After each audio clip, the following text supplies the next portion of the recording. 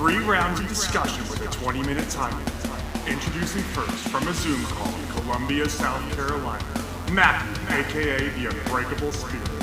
And his opponent from a Zoom call in Atlanta, Georgia, Daniel, aka the Executioner. Take it away, Matthew.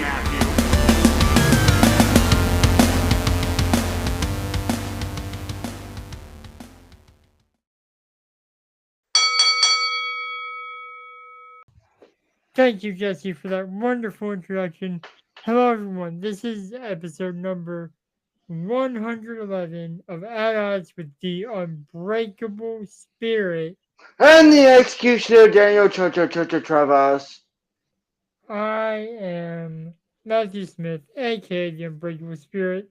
You know the drill. Let's run through the topics. Yep, topic number 1.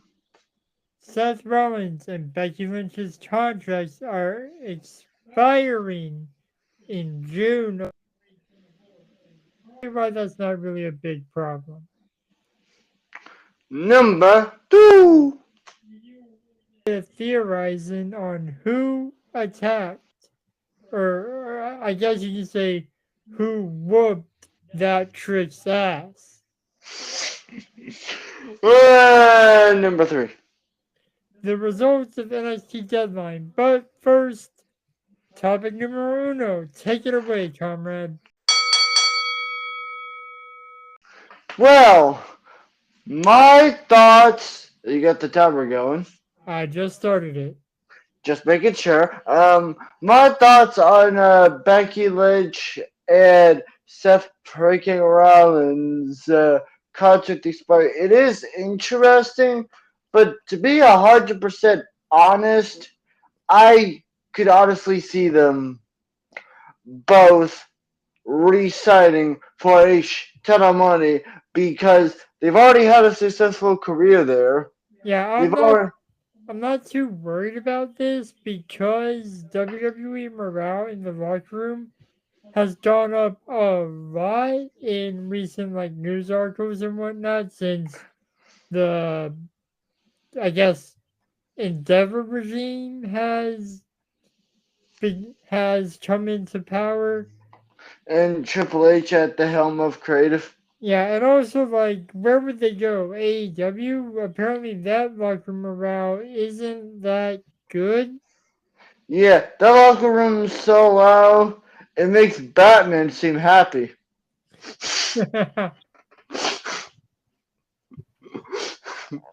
Yeah, so, I know we're reporting on this, but, we shouldn't be too worried, but... Okay. Wait, hang on. Here, but what about Drew McIntyre? His contract is up around WrestleMania time next year. I could see him also resigning because he wants to get that WrestleMania moment in front of a crowd, you know? Yeah. But honestly, because like I've said, with how much success they have had in WWE, it's just they have already built up, both of them, a lot of Hall of Fame worthy careers, both of them. Hell, the only thing that Seth hasn't done is actually main event WrestleMania. Is that true? Yeah. Huh. Well, he also hasn't done King of the Ring and stuff like that. Yeah. True. But my honest take is I could see them both re-signing, and my guess is it is going to be in the either billions or millions of dollars. Yeah, I could see that, but at the same time, I don't think they're that money hungry. So I would see them accepting a few thousand, which is probably what they're being paid right now. No, I think it's a couple million. I think. Eh, I'll look it up later. don't confuse Uh, salary with net worth. uh, but what is your thoughts on this shit, Matthew?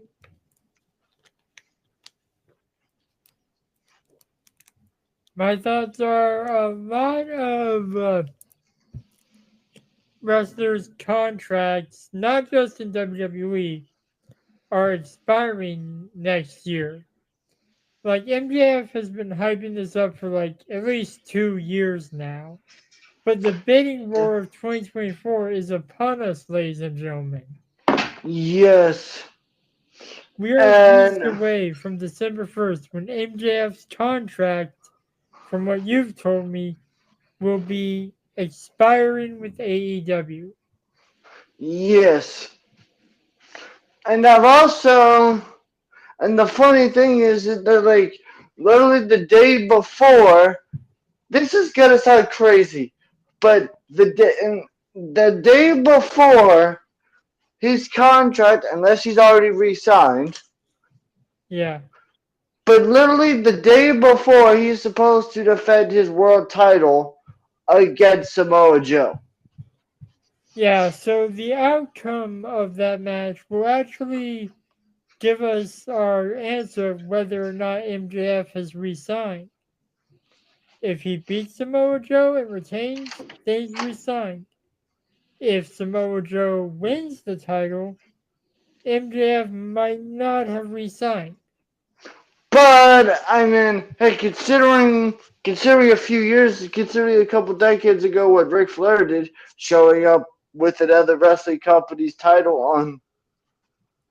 I mean, hey, that's happened twice. Yeah, Mickey James did it. yeah, that's true, but I feel like that was an exception since WWE was allowing wrestlers from other companies. Yeah, that's true. I mean, I could also, because the other two people, and I know we're kind of going all over the place for this, but I don't really give a shit. Yeah, this isn't really about Becky and Seth, it's just where some wrestlers could end up when you think about it.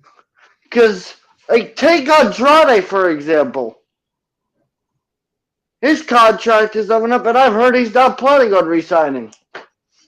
That just goes back to the AEW locker room having bad morale. Yeah, I've also heard, like, Deanna Peraza. I could see her coming back to WWE. And hopefully having a good run this time around. Yeah, that is true. Sammy Callahan, They tried signing him, didn't really work out. now I could. I'm gonna say this before. You know what? I'll see what I'm gonna say. Final thoughts. I'll go. I guess I'll go first. Sure. All right, since it was my topic. All right. Final thoughts is if Seth Rollins and Becky Lynch don't resign, I will honestly be very, very surprised. But I don't see that happening. But for Sammy Callan, I just thought I mentioned this. I could see him maybe going to like GCW or re-signing with Impact. Yeah, as for me, if Seth and Becky don't resign, I would personally want to see them have a run on the indies and see and like actually see a little bit of what Tyler Black can do. As for the Sammy Callahan thing, if he doesn't resign with Impact, maybe he can go back to CZW because that's where he had a great rivalry with Moxley. And if he doesn't go there, sign with AEW and reignite the Callahan Moxley rivalry.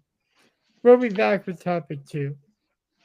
Okay. And I actually like how you actually went first for the for your topic. So maybe in our final thoughts, we should the person who was hosting should go first. Well, I mean, it makes sense. I mean, I guess even though it's just reading match results, though. No, I was talking about the final thoughts of every segment. Oh, okay, yeah, sure. All right. I'll clap in. Topic 2 in 3, 2, 1. And we are back with topic number 2. Who whooped that Trick's ass? Our theories on who attacked Trick Williams. Yeah, but the short end of it is who the fuck attacked Trick Williams? Yeah, Uh, it's probably Carmelo Hayes. Let's be real. my honest thoughts is, well, what are your thoughts before I say mine? I do. It could be a number of people, but because Trick has gotten so over, maybe some other employees are getting jealous.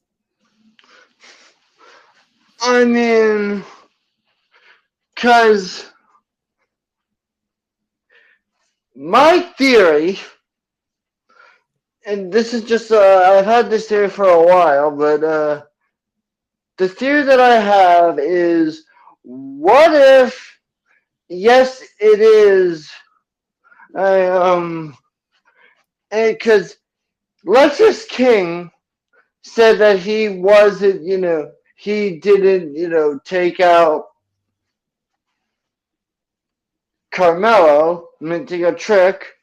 So he but my theory is that either Carmelo Hayes did it himself, but is just making himself look like he didn't do it, or what if and this is just an idea, but it's just, what if the person that attacked Trick Williams is some, oh, I don't know, I was gonna say, what if it's some superstar that, what if it's like somebody new on the roster, someone that hasn't even debuted yet? That would be interesting, but I will say there is something that makes me think it is Mello. And it was his reaction when Trick Williams came out after the triple threat #1 contenders match. Or like when Trick announced it was a fatal 4-way or something. Like, No, Dragunov. what? Dragunov announced it. But okay, because, and then this is something actually kind of related to Dragunov, is I heard that speaking of Dragunov, I've heard he's injured. Yeah, I've heard that as well. But my honest take on who attacked Trick Williams is, I could definitely see it being Lexus. Well, I could see it being Carmelo Hayes, and it would honestly make 100% sense. Is, what if this entire time it was Lexus King? I mean, that's definitely a thought. This past NXT, Lexus King showed that he's not below attacking someone to get his way. I mean, it would definitely make Brian Pillman Jr., aka Lexus King, a serious problem. Yeah, because for those who don't watch NXT, which I'm surprised if you don't, because it's one of the better WWE products, Lexus attacked one of the breakout tournament competitors to replace that person in the tournament. I don't know how Ava Raine got the power to allow that to happen, but it worked, I guess. Yeah, I mean, because my honest take is, I could either see it being I could see it being Carmelo because he is getting way too over. But I could also see Baron. I could also see like some other people I could totally see it. To be 100% honest, is Braun Breaker or Baron or this newly revived Baron Corbin. Yeah. Like, I'm glad Corbin's back to what he originally was. Just saying. Well, I wouldn't really. Well, I mean, because this is more of a new character Well, for him. what I meant is he's not a joke anymore. Yeah, that is true. I can honestly agree with that. But back on topic is I feel like whoever attacked, well, Lexus King would be an interesting choice at Karma. I'm gonna be honest. I kind of don't want it to be Carmelo because I don't want it to be like the most obvious thing in the world. Be like, Yeah, oh, of like, course. some of the reactions he's had to Drake or Dragunov, they are just coded in like this is obvious.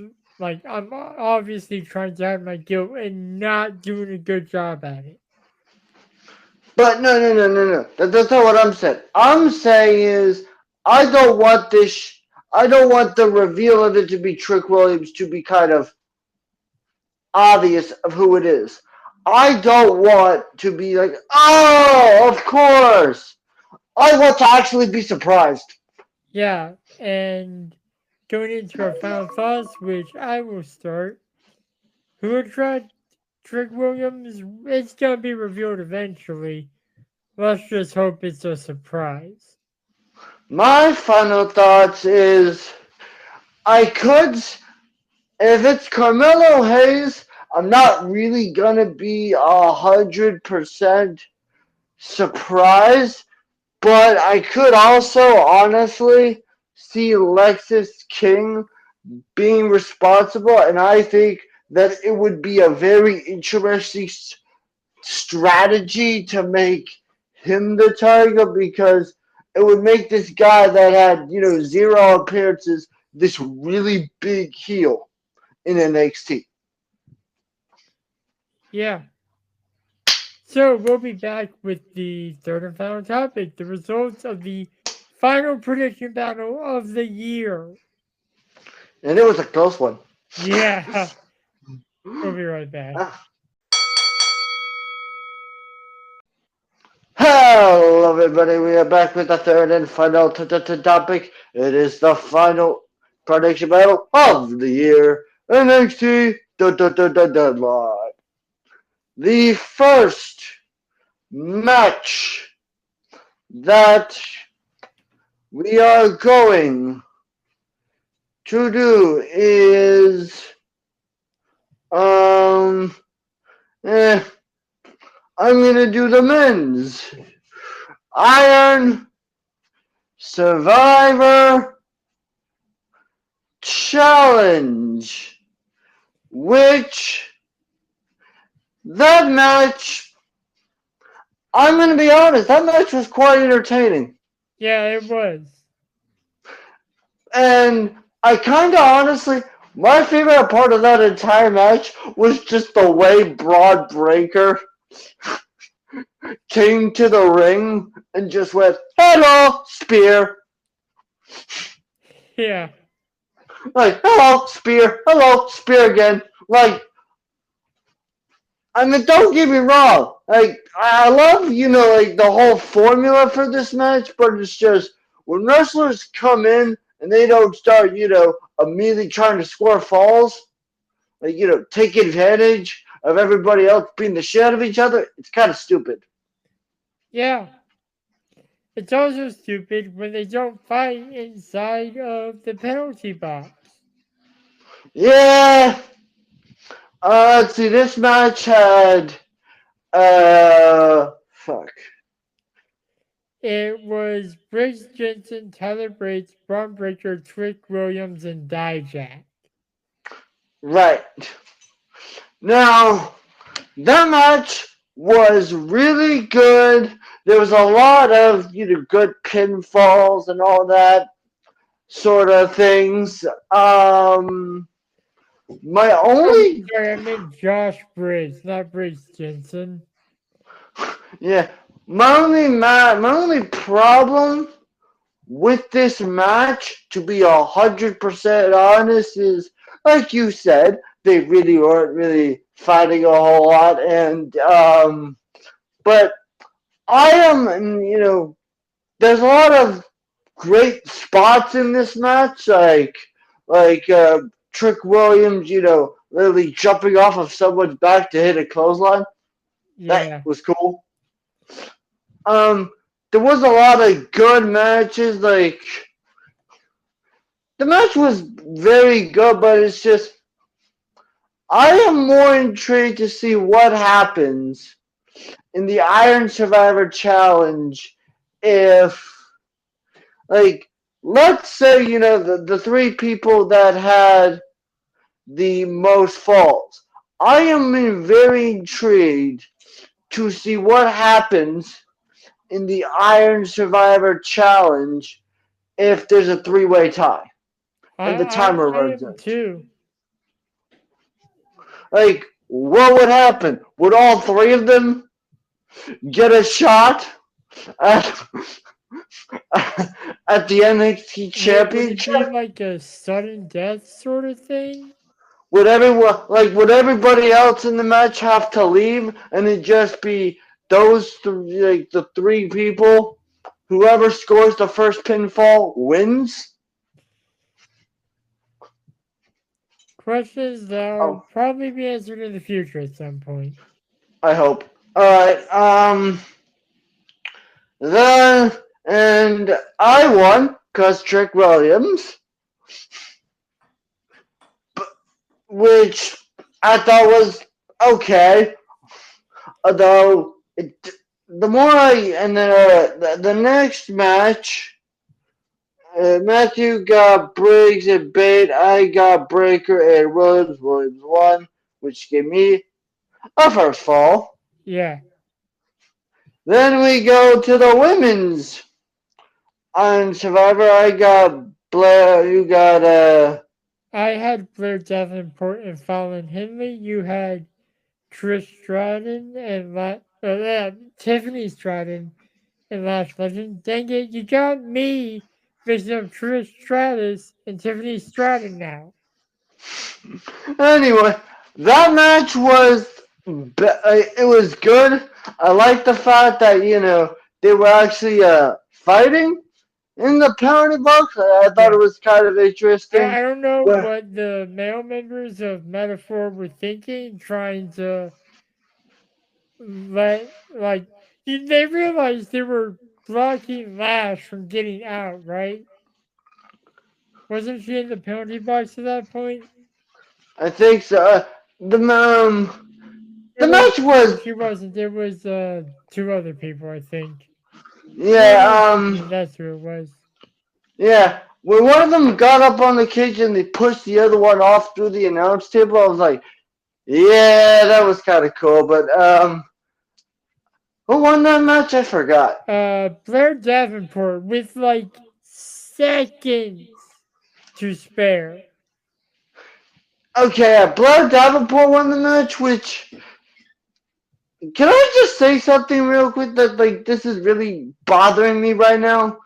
Is, why did you have a heel win one, but a babyface win the other? Now I'm going to do the NXT Championship match, the main event. Baron Corbin versus Dragunov. Very good match, of course. Yeah.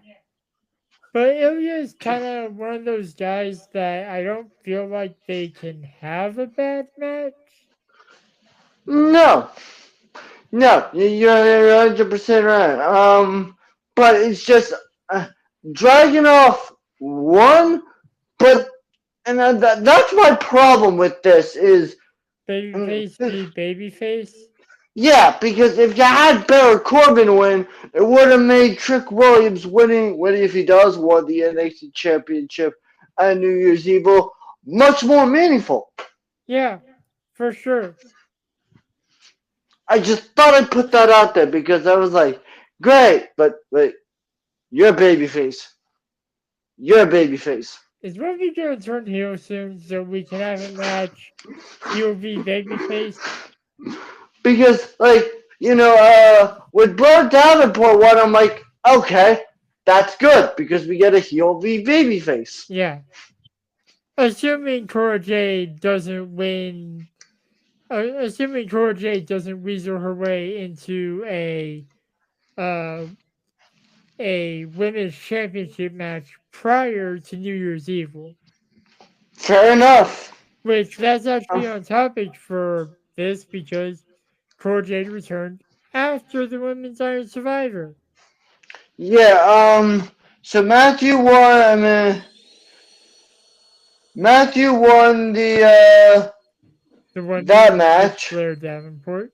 Making us tied.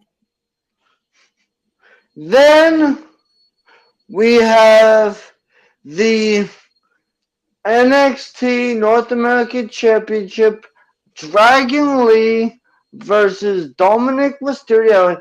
Dom did a hell of a job by himself. Yeah, I am not gonna lie. I'm surprised he didn't have Mommy there to help him.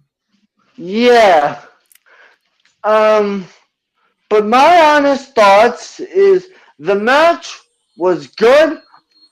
I'm kind of a bit surprised, to be honest, that we have a new champion. I mean, because, I'm surprised, Dom did, I thought Dominic Mysterio was going to win by, pulling in Eddie Guerrero in front of Rey Mysterio. Yeah, I'm surprised. Like I said, I'm surprised Molly was there. If Rey Mysterio was in Dragon Lee's corner, someone should have been Dom's to sort of make the scale even.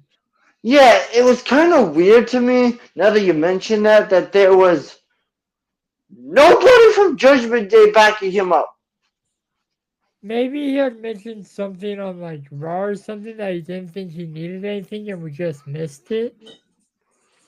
Yeah.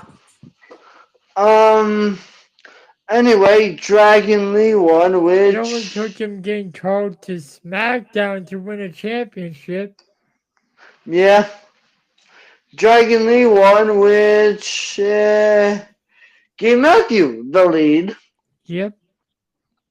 Then we had Lexis King versus Carmelo Hayes in a great match because they're both great in the ring. Carmelo won the match and then said something that, hey, I didn't attack Trick, but thank you for something, my friend. Yeah. I forget what he said. Good match. What's your thought on that match? Again, I feel like Carmelo, unless he's having an off day, is sort of like Ilya and can't really have a bad match with how athletic he is and everything. Yeah, true. Plus, it also makes Lexis King look good. Yeah. And no disrespect to Lexis King, he is good. But also he's got that pressure of being a second gen, which can kind of be sour in some people's mouth. It's oh, you're good because it's in your blood and stuff like that. That doesn't mean he didn't work his butt off to be this good. Yeah. And then which I won, and then we had the steel cage match, which was random. Right. I mean, because I know those two had some issues with each other, but it's just how you couldn't really escape the cage. It was kind of huh? It's like, that's literally one of the ways you win a steel cage match. This isn't a war games where escaping the cage counts as a forfeit. Yeah, agreed. I mean, the match was good, and then I forget, and then some random chick, I forget who the fuck it was, helped. I know who you're talking about, but I don't remember her name. Yeah, and then she helped, and and then which made us tie again. But like, well, because you know, I mentioned the main event already, but when this match, like, when this pay-per-view was actually happening the way it did, going into the main event, we were tied. Yeah. But the way I'm doing it, not really. Yeah, we were still.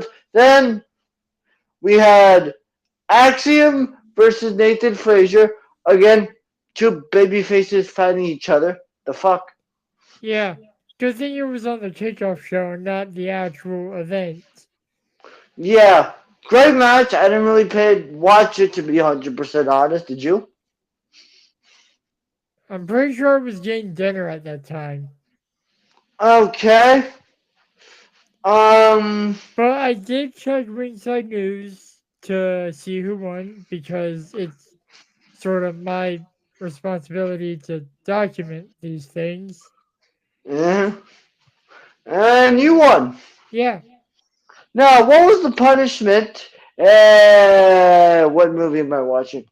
I told you this on the day that we actually watched this. It's not necessarily a bad holiday movie because the loser has to watch a quote bad holiday movie of the winner's choice. I just think it's one that doesn't fit the holiday spirit. You will be watching Krampus, that evil Santa movie. Okay. I checked on Peacock, it is available. And you'll be watching that. All right. I don't think you have to pay for it since it's on the service that you pay for. Yeah. Ladies and gentlemen, that is it. Roll that outro. We'll see you next week. Roll that outro. Yeah.